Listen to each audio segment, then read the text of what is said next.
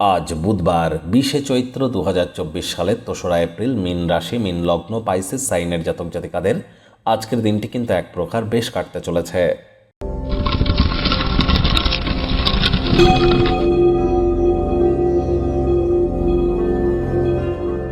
ভিডিওটির শুরুতেই আপনারা স্ক্রিনে দেখতে পাচ্ছেন বুধ গ্রহের বীজমন্ত্র। ওম ব্রাং রিং ব্রং সব বুধায় নামা। বিদ্যা, বুদ্ধি, ব্যবসার গ্রহ বুধ। আবার কমিউনিকেশন থেকে শুরু করে স্টক মার্কেট ট্রেডিংয়েরও কিন্তু কারক গ্রহ এই বুধ।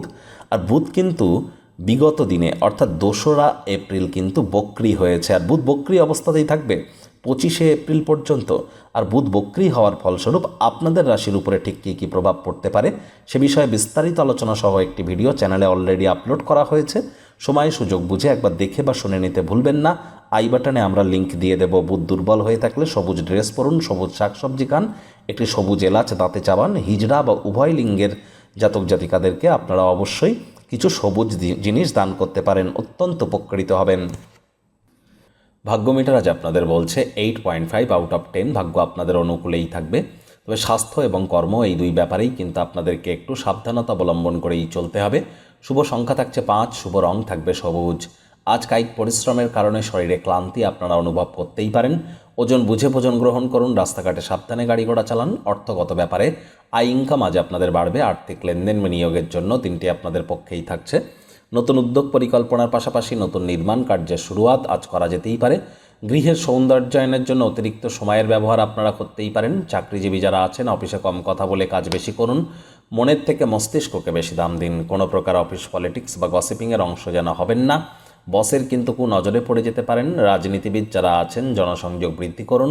কঠোর কায়িক পরিশ্রমের কোনো বিকল্পই কিন্তু নেই। শিক্ষার্থী বিদ্যার্থীরা যে কোনো প্রকার পরীক্ষা প্রতিযোগিতায় অংশগ্রহণ করলে অবশ্যই সফল হবেন। উচ্চশিক্ষার জন্য যারা বিদেশ যাত্রার কথা ভাবছিলেন, ভাগ্যদেবীও কিন্তু আজ আপনাদের পক্ষেই আছেন। সন্তান সন্ততি থেকে থাকলে তারা তাদের কৃতিত্বের দ্বারা আপনাদেরকে গর্বিত অনুভব করাবে।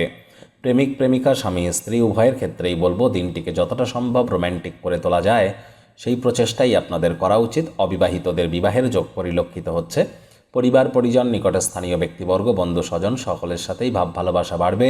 পরিবারের প্রতি সকল প্রকার দায়িত্ব সঠিক সময়ের মধ্যে সুনিপুণভাবে আপনাদেরকে পালন করা উচিত।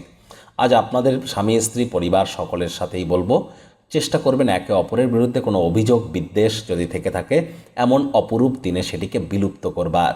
আর চেষ্টা করুন একে অপরের ক্ষমাকে আপনারা যদি লেট গো অ্যাটিটিউড বজায় রেখে মাফ করে দিতে পারেন তাহলে কিন্তু আপনারা নিজেদেরকেই সমৃদ্ধশালী করতে পারবেন। কর্ম যদি ধর্ম হয়, ক্ষমা করে দেওয়া পরম ধর্ম। এজন্যই বলা হয়েছে কর্মা হি ধর্মা কিন্তু সমাহি পরম ধর্ম।